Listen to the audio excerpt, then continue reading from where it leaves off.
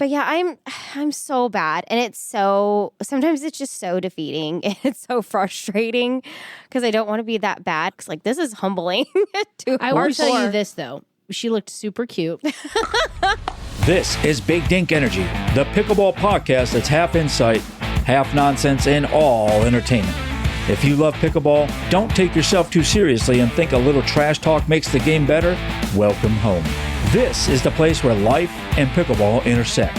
We celebrate the chaos, call out the nonsense, and put the fun back in dysfunction. You're either in or you're out. And if you're still listening, you're in. So let's go. Big Dink Energy starts now. You will believe it's not butter. We are the official podcast of pickleball. Big Dink Energy coming to your ear holes for free. And I just got to get this out of the way right now because I need y'all to know this. You're a genius. I definitely am. Thank you very much. Big Dink Energy is powered by blue balls, and they're way more than the toughest pickleballs in the game. Yes, they are. Their Extreme 40s are built to take a beating, guys. Fly straight and keep the rally going longer than your stamina. I'll be the judge of that. Clubs love them. Coaches trust them. And if you've got a crew that chews through the balls like I chew through cold brew coffee, their 100-pack bulk deal keeps you stocked all season. Get them.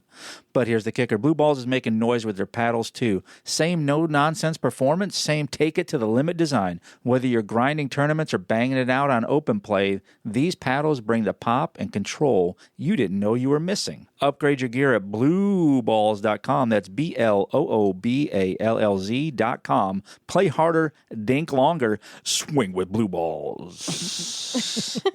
Yeah. Sunday. Right. I am a professional. Yeah. In your mind. So you guys had a tournament. Yeah, we did we did a scramble on Labor Day. I love scrambles. Denny's especially. But my sister and I did a women's doubles on Saturday. So we did 2 over the weekend. Oh, bunch of you just sitting around cooking food? It was a long day. It was like 6 hours each day. Yes. We played so many games, I think like 8 each day. And it was a fun experience for sure. But the scramble was It was our first scramble tournament. Yes. And it was so much fun. It really was. We met so many great people. Where was it? It was at Heights Athletic Club in Harker Heights, Texas. Harker Heights, Texas, right outside Fort Hood. Yes, which is where we go to like play at, the open play. Actually, we've never done an open play there. We've done I have. Oh, you did an open play. We did our first lessons there. We did our first lessons there, and we've done scrambles there, and we've done private coaching and some classes. We haven't done. I haven't done an open play yet, so looking forward to that. But the scramble was awesome. We met a lot of amazing people. Yes, so many new friends. So, we just had so much fun. So for the people that are listening and may not know what a scramble is, what's a scramble? So a scramble is where you get to play with every single person in your group, and you play against every single person in your group. And so, it kind of shifts around. So everybody plays with everybody, and then it tracks your score based off like your score wins and losses, plus the spread between like Oh, yeah. I knew you were going Oh, to yeah, 7 to 11 or whatever. And then it gives you like a ranking. make me crazy over here. Oh my God. And then it's like the Swish app is what they use, and it kind of adds up your totals, and then it spits out like, who's got gold, Scrambles. silver, or in my case, bronze. I finally won something, and I didn't even know I won. You got a medal. I announced my know. name. I knew you didn't know because you were just walking around. I was like, I'm going to videotape this because she has no clue. You spoke that into existence the day before. I did, because the day before, on Saturday. Oh, yeah. So there's a guy named Ricky there, and I think he's about 70, and he is such an amazing man. He is so sweet. So sweet. And he came out there just to support everybody playing. Oh, I love that. And on Saturday, when my sister and I literally were the first people to lose, I looked at her and I was like, one of those days we're going to get to hold one of those placards and get a medal. And Ricky turns around and he says, what are you going to do? Break into somebody's house and steal it?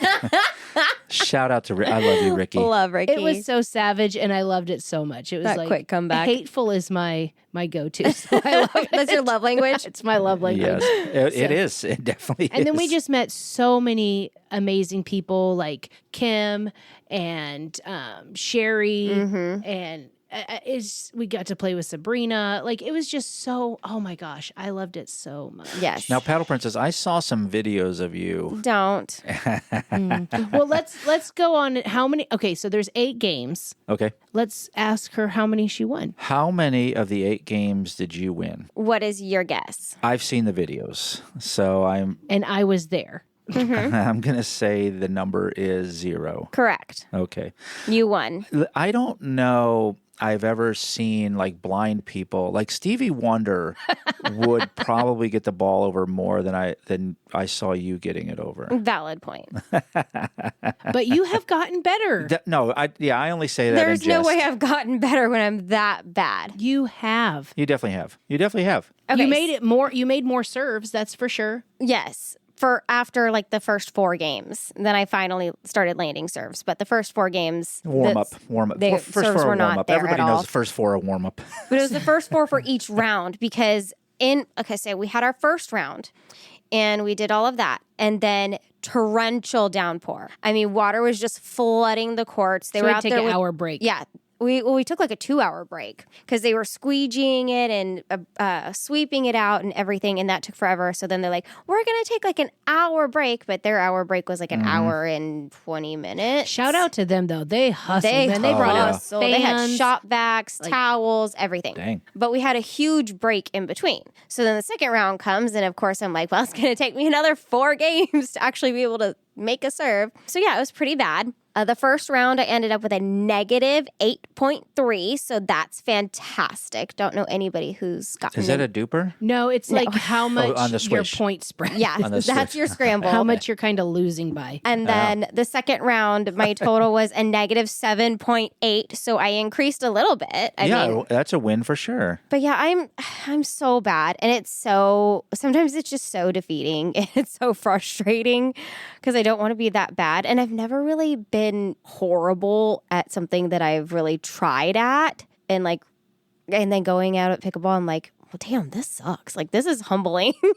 I will tell you this though. She looked super cute Of course. in her dress, and I'm so glad she came. So now, remember our old neighbors, their daughter was only a cheerleader. And our son was doing t-ball or regular baseball, and her friend came over. They were cheerleaders. And I remember watching them try to throw a baseball and swing a bat. And you would have thought these were foreign instruments they have never seen before, something from another planet, the way they did that. So, you're an athlete you were a cheerleader before, so it's just 20 plus years ago, but yes. Yeah. I think the thing with pickleball is it has a low barrier to get involved, but then it has a higher ceiling to get good. Yeah. So you can still, even if you're not good or you've never played, you can get in, you can play, you can have a ton of fun, you can meet people, and you can get better as you go. Like, I'm not great. My duper went down by like 3 points, but it didn't. Yes, it did. You only had Like 3 to work with. 0.3. No, it went from 2.7 to 2.4. Yeah, but Right. points. Yeah, points, well, you know points, what? fractions, Yes, fractions. yes. Right. I'm not high enough for it to go down like 3 whole points. But my point is you get to meet people, you have fun, you learn, you improve. Right. All of those things have nothing to do with being good or winning. Yeah, no, I agree. That's why we got into it, quite frankly. It was just the community, it was the fun, it was the atmosphere, it was I judge everybody, but the non-judgment from some people. So all the great things are there. And the tournament, I think, just kind of is a way to measure yourself a lot of times. Yeah, and it's fun to have just a little bit of competitive. Like, I'm still not I'm competitive. You and I are Yes. not just competitive. but- There's a lot there. But I just don't even care, as well. Right, You yeah, know, like you're not when breaking- you're not when we lost the crashing first out thing on the court or anything. No, like when we lost the very first thing and we were out, we were like, whatever, okay, well, But I think my sister and I were talking and we were saying, at our age now, like I didn't really like a whole lot of girls growing up because they were just nasty and bitter and Yes. and mean and hateful. And it's so nice now to meet women our age and we just like we don't care. There's no pretentiousness. Right. We just hung out with these women like we had known them our whole lives. Right. Yeah. And And- joked about extremely personal things. Yeah, but and it we're was still just texting. We're still it was fun to be around them. like I feel like they're my friends now. Yeah. Right. That's what pickleball brings. It's a Yes. it's a tribe of people, and then you meet another tribe, and you're like, oh, you're my people too. Yeah. Yeah, Yes. yeah. Like, Yeah. Yeah, I because they're love going to it. be a couple of those ladies you're saying they're going to be in our TikToks. Yeah. So Oh, during it's our break, so cute. during our break, we went and made some content videos on the pickleball court while we Yeah. we didn't want to just sit and do nothing. And they brought pizza, and I'm like, there ain't no way I Who can was eat gonna that. like So I was thick, like, greasy pizza? yeah, which it smelled amazing, so I had to leave. I know. I wanted a piece so bad. I was like, I'm gonna puke. I'm gonna puke if I have to get up and play 8 more games. So we got up Were you and worried about winning? Is that why you didn't Shut eat up. the pizza? I was worried about being too slow. so we went up to the top courts and we made some content, and I was like, y'all should be in our videos, and they were, gracious enough to be in some of our videos, so we'll be posting those. Yeah, it was super Awesome. sweet. We had a lot of fun. So much fun. Yeah, that's what it is all So about. this is for everybody. Like, go out there, sign up for a damn tournament. Who cares? Yeah, if you're sitting on the sidelines wondering should I play in a tournament or not, go do it. Just I mean, do it. Yeah. What's the worst that happens? The worst Literally, can happen is you can be me. I mean, it was a duper-rated tournament, and I didn't even have a duper account, so I had to create one. And then Stephanie's like, "Oh, what's your duper rating?" I don't know. And she looks at it. She's like, "It's a 2.0." And I was like, "There's no way," because my thing just says 0.000. I was like, "Is that like a mercy score? Is that like the lowest you can get?" It She's is. like, "Yeah." Yeah, it is. Yeah. Except me, I'm a I'm 1. like, I'm a well- solid 1.5. you don't even have a duper yet. I do so. not. I Hey, do not. I have a duper. You're better So, than me. I am. We're both better than you. Yeah. But I had a lot of fun. It was very humbling. But then I got to thinking about it, like when it came to cheer and it came to things that I was really good at, I used to spend hours every day. Like if I was watching TV, I was laying in front of the TV in the splits. Me too. I was spending hours doing ab exercises, and I was spending every single night that we didn't have a game. I was doing tumbling practice. I was always working at it. And with pickleball, it's like, once every 2 weeks I go and play, and then I expect to just be good. Like, no, that's not how this works. Granted, Stephanie. we've You all gotta been get it together. We've all been very busy. Yes. Yes. Yes. And sick. Good God. So, I mean, I think it's well worth it. It's super fun, and everybody needs to go do it. Go Go do and it. try a pickleball tournament. Yeah, go get on our socials and see some of the content that was created out there, see some of the videos from the tournament. And if you want to, we get some fan mail every once in a while. We got one from Alex. Alex says, "Hello there. Just wanted to say the Big Dink Energy podcast is killer."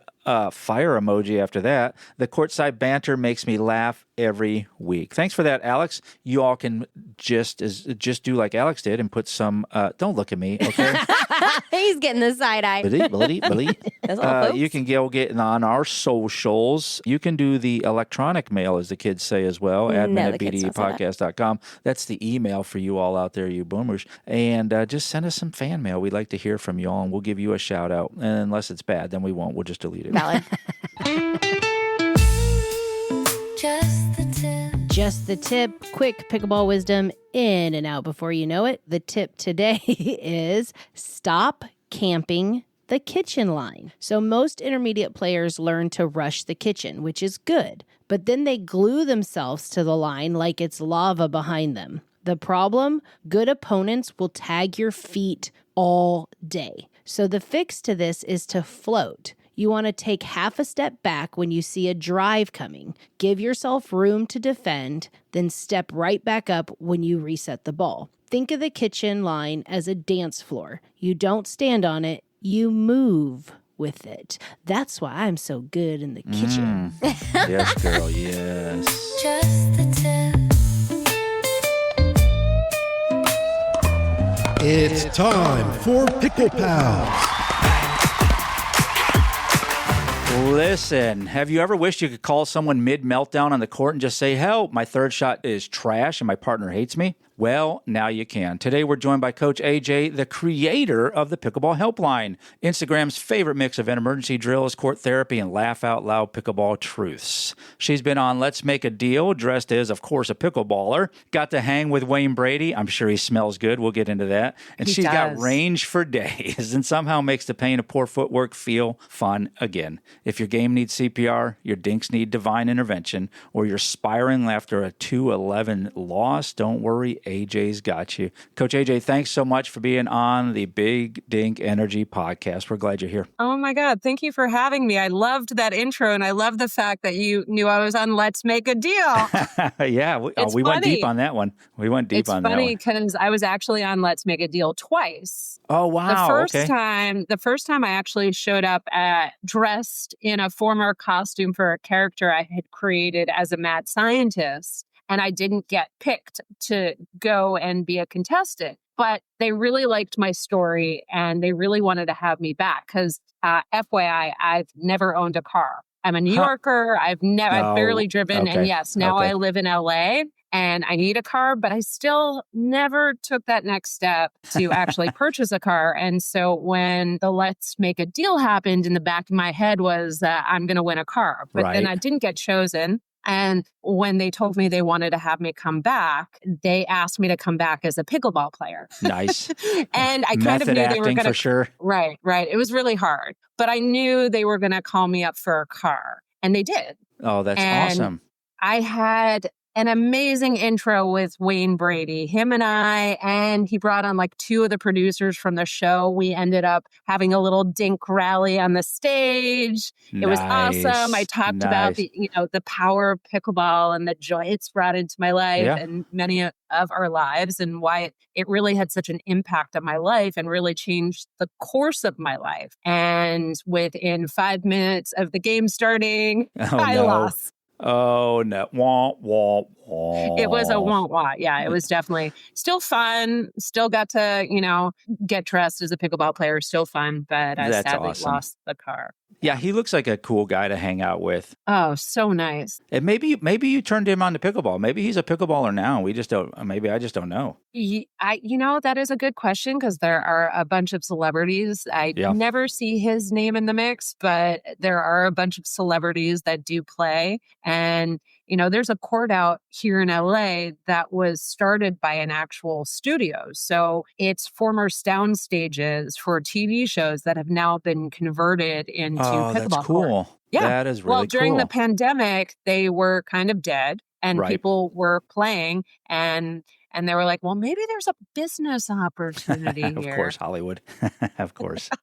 Well, I don't think it's just Hollywood. I think people become addicted and they're like, I want to spend my life on the court. I want to figure out how to not only do this, 7 hours a day, but turn it into a business. And that's kind of where I think I played once and I came home and I was like, no, this is what we're doing. Yeah. Me and my business partner were on a completely different trajectory. We were in the midst of, we had just raised money. We were going to launch a community-based app. And then I was introduced to pickleball. I was walking through my local park one day and I saw people playing, never heard the name. This was, at the very early stages of the pandemic. Mm-hmm. And they were offering a free clinic that weekend and I was hooked. Yeah, for sure. And I knew I wanted to do something. And right before the pandemic started, I had essentially been in video production. So I started as a performer. Cool. And then switched and moved onto the other side, producing content and doing content strategy for nonprofits, political organizations, social enterprises. And I'd been doing that. And then everything stopped during the pandemic. Yep. And it was challenging, but it also was the opportunity to say, okay, what do I want to do next? And I knew I wanted to do something in pickleball. So my background also besides video production. So I was a former competitive tennis player. Oh, gross. Gross. Yes, I know. Gross. But I stopped very early. I used to have panic attacks on the court, like tennis and I have a very bad relationship and it just became not enjoyable. And so I really hadn't picked up a racket in years.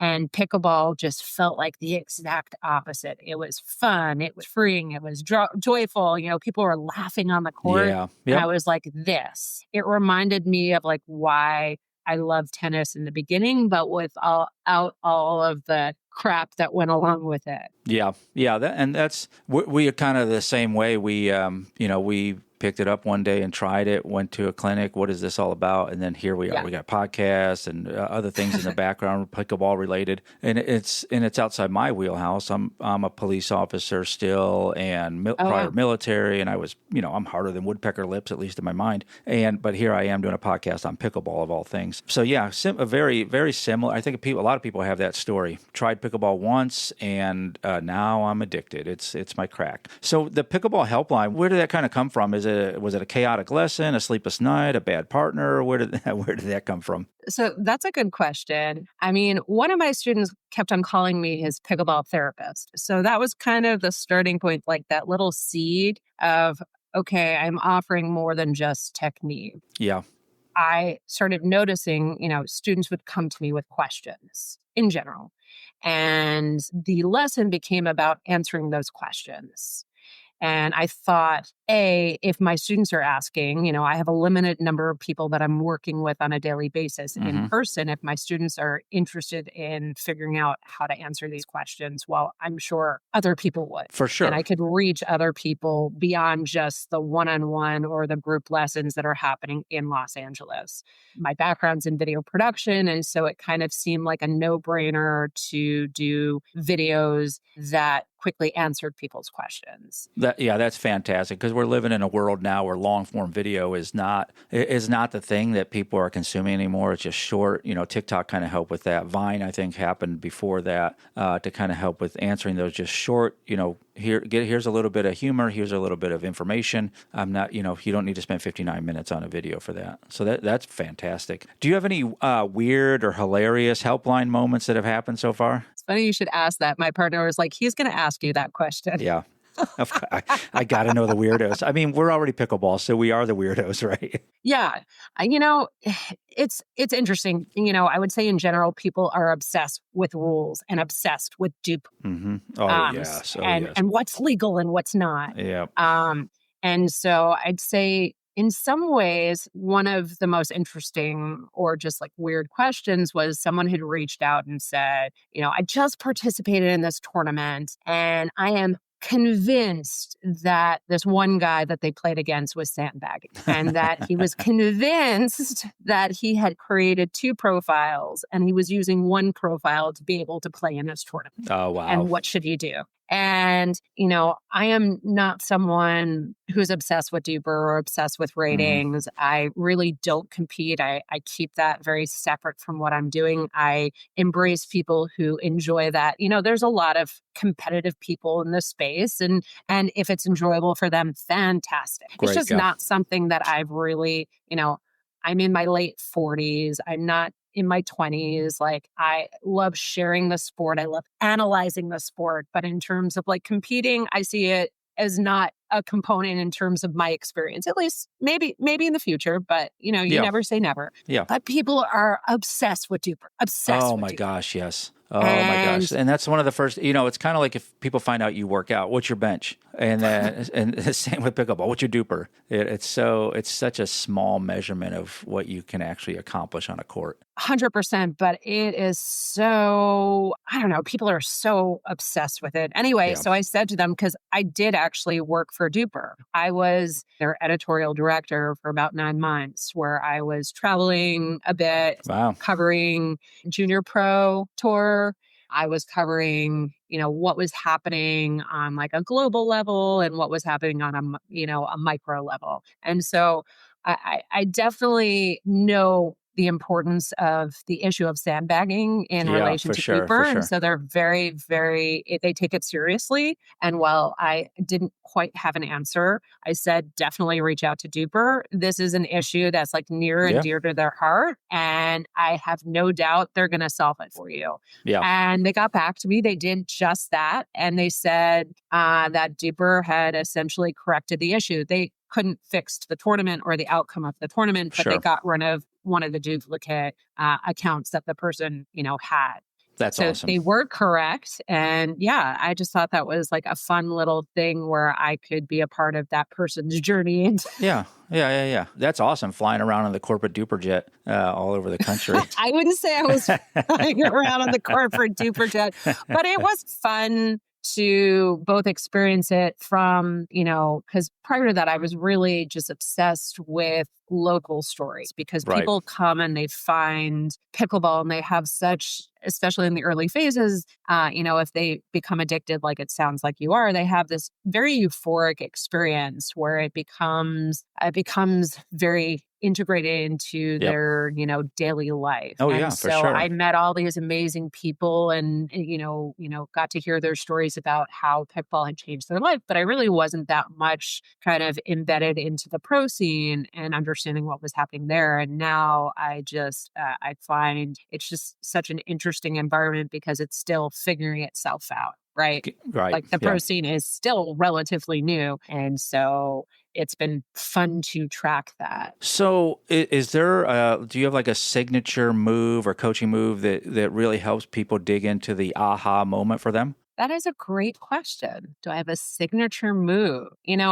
So in general, I approach coaching from 3 pillars. Mm-hmm. Starts with technique, then there's strategy, and then the third one is mindset. Great. And the mindset aspect to me ends up being way more important than most people think. Yeah, for sure. I would say, and it's a big part of, why I'm doing what I'm doing, because I don't really think people understand how large of a component it is. Like strategy is so fun. And once you understand that, you can really start playing, it becomes like chess. And then especially when you're getting into competitive games, like mindset is everything. It really is. And I saw that you had the Dink shrink on, and her and I did a couple of videos together. Oh, yeah. She's fantastic. Yeah. Oh, I reached out to her immediately because that component just to me is just so important. Mm-hmm. I mean, it was so important. I knew it was going to be important, and but it's been important for me to reflect both as a player and a teacher and a student, because I'm still learning as well, right? Yeah, every day. Every day we do. It's a thing that I struggled with, very early on in tennis, and I knew I didn't want to bring my baggage, into this new sport. Yeah, for sure. So what is something that people would be surprised to learn about you that doesn't probably show up on the Instagram? Besides, let's make a deal. I'm kidding.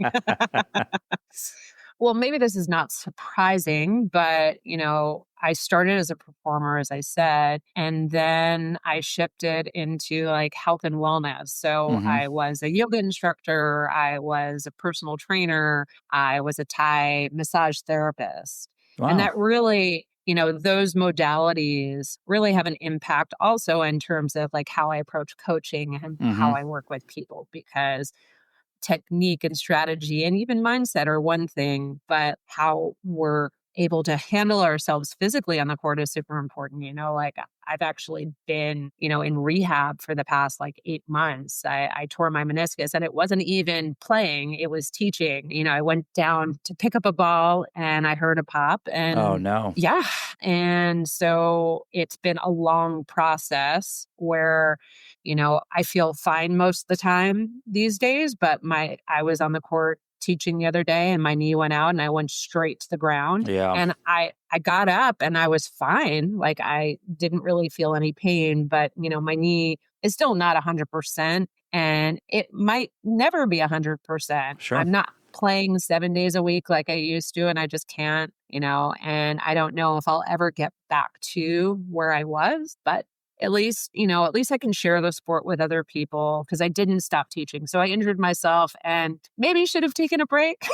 Yeah. But this is what I do for a living now. Yeah. So I really couldn't take a break. And so I kind of taught and put myself in a box where I couldn't move and worked around it. And now I'm fully mobile in terms of being on the court and being able to, but it's changed, and my relationship with pickleball has changed, Yeah, I think it does modify itself over time. And you brought up a good point that I don't know if a lot of people consider, but all the things you've done up until that point where you started coaching, all those different experiences, what people miss sometimes is that's a great breadth of knowledge. Yeah. Having military, law enforcement, that's deep. That's depth of knowledge. That's great. I can tell you bad guys all day long. But having a breadth of knowledge is fantastic for being able to coach people, because you're going to come across so many different people. So what led you there is what makes you so great at what you do in the coaching space, because you have that breadth of knowledge about a lot of different things. So I'm sure your clients really feel that coming through. Yeah. I mean, in many ways, coaching is you're on a stage. It's a small stage. And then, the video component is a larger stage. In many ways, coming from a background in both sports and acting has kind of prepared me to take on this role. And look, teaching pickleball was not something I actually initially pursued. Right. People just started asking me to teach, and people would see, because initially I was just posting stuff about what I loved about pickleball, just like fun, kind of moments that I would capture on the court with my phone. And so I had friends reaching out. And so initially it was just like, I wanted everyone to play. Like I was enjoying it so much, I wanted everyone to play. And then people started wanting to pay me to teach them. And I was like, what? Yeah, because your passion comes clearly through there, I'm sure. Yeah. So let's do a little bit of what we call a dink or destroy, or a this or that. I'm going to give you two choices. You got to pick one, and you can't go middle of the road. You can't choose both. All right? All right. Footwork drills or paddle control drills? Footwork. All right. Tough love or warm encouragement? I'm a bit of both, but I would say I like warm encouragement. All right. Coaching a total beginner or fixing a rec player with bad habits? Oof. That's a tough one, because the bad habits are tough. Yeah. It is really hard. It's much easier actually to start with someone who's never picked up a paddle. Like, yes, we're starting from zero. And I do love people that have a little foundation that I can literally just, add fuel to the fire and, kind of I love those kind of moments, but bad habits, are just hard to correct. Yeah. We see the same cadets that come through an academy who have been, shooting for years versus the kids who have never shot before. Do a lot better. Yeah. All right. So if someone listening right now is feeling stuck, overwhelmed, or even low-key embarrassed by their level, what would you tell them if they call the pickleball hotline right now? Oh, well, I kind of been brought back to a phone call I had with a student. She had called me feeling very down that she had started playing and had been playing for several months. And the group that she was playing with kind of no longer made her feel welcome. Mm-hmm. She was kind of disinvited from the group because they felt like her level was much lower. And you see this kind of playing itself out in various forms in a lot of pickleball communities. So I would say, first of all, I was really happy she shared that with me, and that it was like normal, that just because she is where she is today doesn't mean she's stuck there. Right. And I thought she did the right move, which is reach out to someone for help, like with a little training, with a little restructuring, that we could take her game. And I'm to this day now, I get calls from friends of hers, who are just, someone had posted the other day about Laura, her name's Lori, about Lori's game, that she wants to be like Lori when she grows up. And awesome. She was referring to her pickleball game.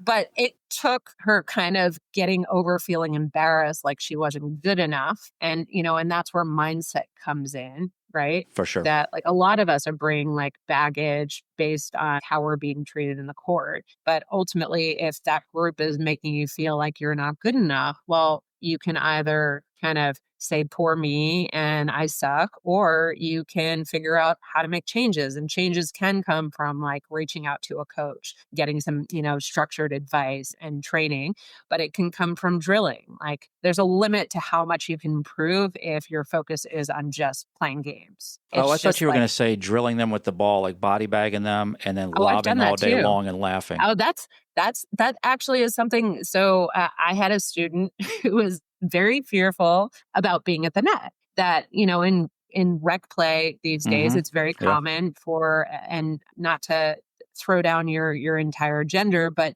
having men drill balls. And so Yep. she was constantly getting hit. And I did spend an entire session Yeah. with her getting comfortable. And a big part of it is mentality, is mindset as well, is like Yeah. you're going to expect from certain players that they're going to hit the ball at you fast. And if your reaction is to kind of, back off or kind of like jump out of the way, you're not actually meeting your opponent where they're at. So it starts with knowing who your opponent is, right? Yep. And then once you know their opponent is, it's having the strategy in order to meet them, like take their power, give them back their power. It was a funny drill Yep. that I have since that first initial idea that I came up with, with just getting her to stand there Yeah. and have balls being shot right Sure. at her. And Yeah. it was uncomfortable watching her. But there eventually came a point where she had to defend herself, right? Yeah, that's right. Like, how many times do you want to be hit?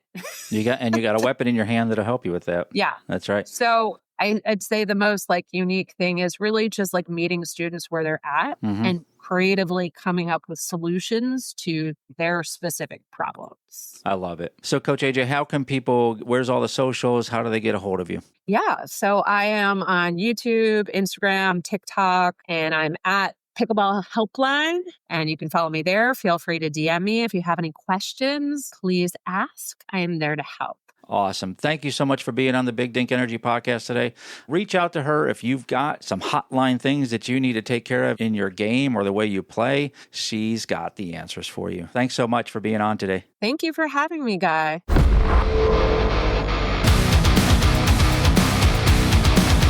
Got destroyed.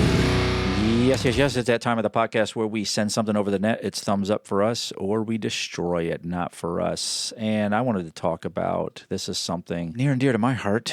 It's kids at the pickleball court. Okay. It's a good one. So, listen, I get it. Pickleball is a recreational sport. That's why we do this podcast for you rec players out there. But I'm not trying to play with your snotty-nosed kid who just can barely hold a racket, and you're trying to make them feel good about themselves. We already have participation trophies for everything. We don't spank kids anymore. I don't need to hear you encourage your kid when he sucks at pickleball. Aw. I love playing with my kids, but my kids are a little older. Yes, And they I- understand the game. They understand the game. So I think. So are you talking about like toddlers? Like I'm talking about you brought your kids. Don't bring your kids to open play if they're babies. There you go. Yeah. If they're toddlers or if they're Right. like They're 7 digging years old. Yeah, and they're digging through your bag and dragging all your stuff out to the middle of the court. like we went to a park open play, and unless it's going to be like your whole family putting your paddles Not in, your family's whole. that's true. If it's your whole family putting your 4 paddles together and you're going out to play as a family, that's fine. But if your 8-year-old who barely knows how to play is paddle stacking and then gets put with somebody that's annoying. Yeah. No. So I went out the other day and I was playing, and a 46-year-old showed up, and I was like, no, absolutely not. You youngsters out here. No.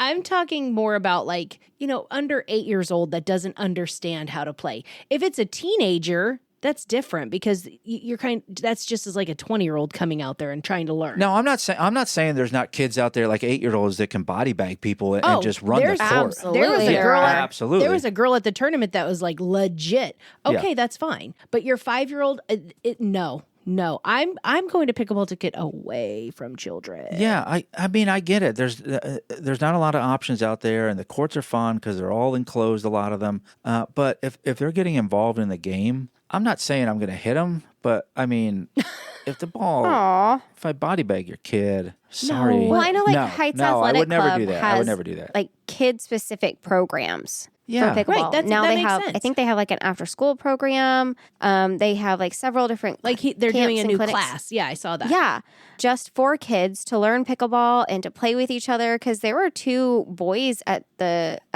Scramble tournament that we were at who they were phenomenal. Right. I'm not talking about kids like that are at a level. Right. No, that's not what I'm saying. I'm just saying, like, age-based. I think it's like the 6 and under. yeah.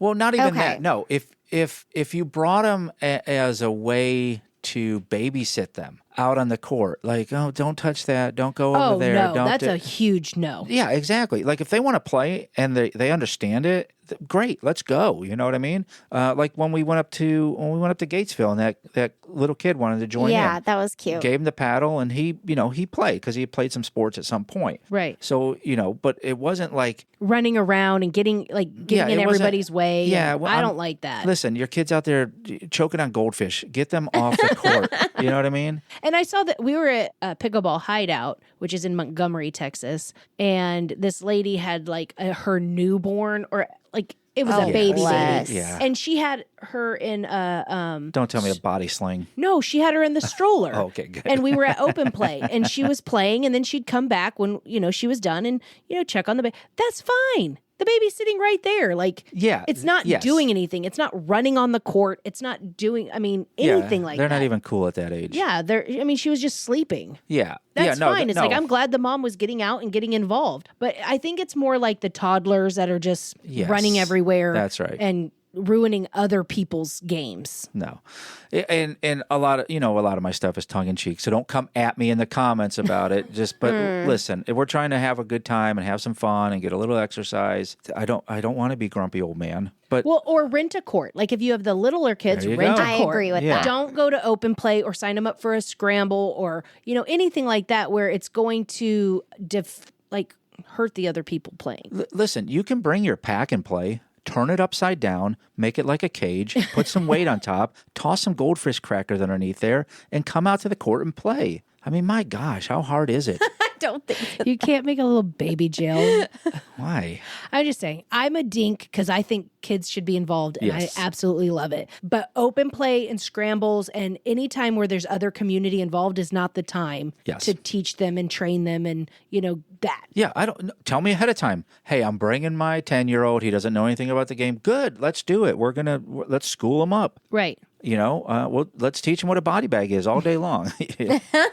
So I'm a dink if they're actually playing the game. Yeah. I'm a destroy if it's just rando kid running around and dropping goldfish and Yeah. fruit snacks everywhere. Yep, I keep It's not babysitting. It's not. And I know those type of kids and I keep don't. Jolly Ranchers in my pocket just for your little toddlers. Oh my Don't bring them gosh. out there. No, I'm a dink too. Bring your kids out if they want to have fun, they want to learn the game, they want to play. But if they're not into it and they can't do it, and this is just your babysitter, bring the pack and play. Turn it into a cage. I'm definitely a dink, but know your audience. Know who's around you. Read the room. If this is a professional establishment that you're going to with an open play, you're going to be around other people who expect to be in a professional establishment with open play. If you're going to the court to play with your bestie and your girlfriends, then that's completely different because they're going to expect that you're going to bring your kids. Right. Yep. Yeah, so all dinks. don't bring them to a dinker drink either. I ain't watching different. your kids. I ain't watching no Nope, I ain't baby's watching kids. nobody else's kids. I did my time. I'm Right. done. That's your when we'll use the baby's kids. I am is your too old. snotty nose all use the running pack and around. play as an MMA. Put some other kids in there. Survival of the fittest. And Stack I 'em. think I know we already said dink or destroy, but I mean if it's like the park is different. I agree. You know what I mean? No.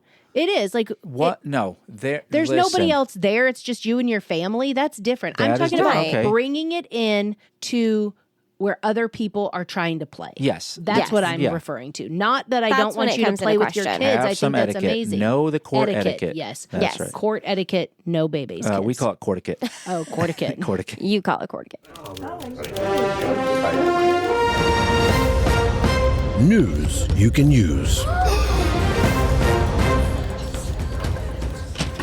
I've just been handed this copy. There it is. That's what we were missing. Yeah, there you go. That's the energy you expect.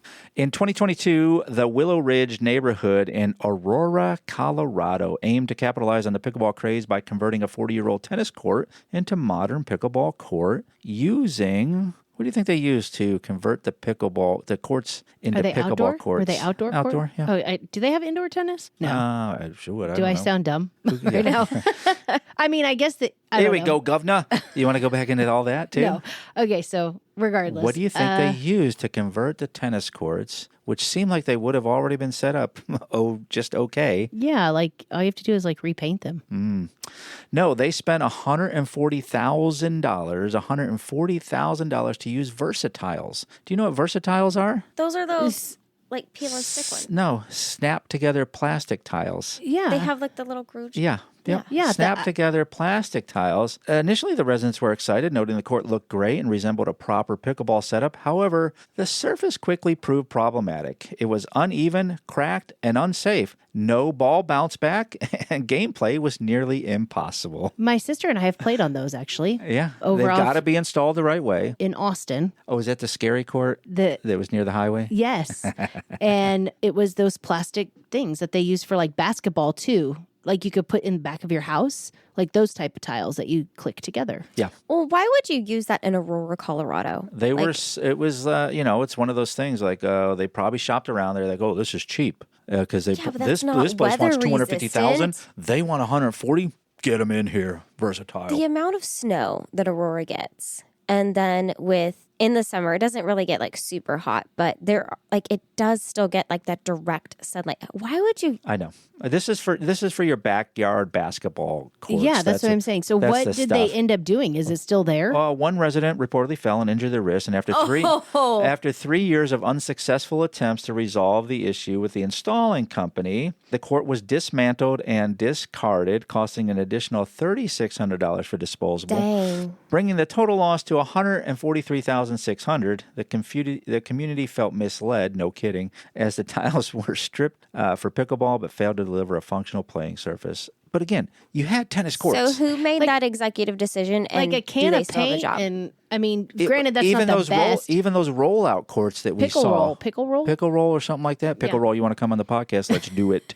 I can use one for my backyard. I will pour the so concrete. That was just a poor decision. That was obviously they didn't play pickleball. Yes. It Probably was made by non-pickleball people Yeah. saying, "Hey, let's make courts." Again, yeah, you already had courts. You know what I mean? And you Yeah. could have just maybe poured a little bit more concrete or just thought through that a So- little bit better. Fun fact: while we're talking about tennis, I'll decide if it's fun. I did not know they played on clay or grass. Oh, for the tennis? Yes. Yes. I think you were like Wimbledon. You told me that, and I was like, clay. Like, isn't it just cement? Like, and then there's no cement. I don't know why I didn't know that. Clay and grass, yeah. Tennis courts. I've never seen it played on grass. When I've seen tennis, they're on grass. I don't know. Did you know that? I didn't know that, but I have seen where they've played on grass. Like, Also, weird. a Mainly fact- like European countries. I think every time I've seen tennis courts, they were like at our school, and I think it was cement. probably. Yeah. So maybe that's why I just always assumed that. I've never watched Wimbledon. So. Wimbledon. Well, we can't- Wimbledon or Wimbledon? Wimbledon Dumbledore. with a D. So if you got some comments, get up in the comment.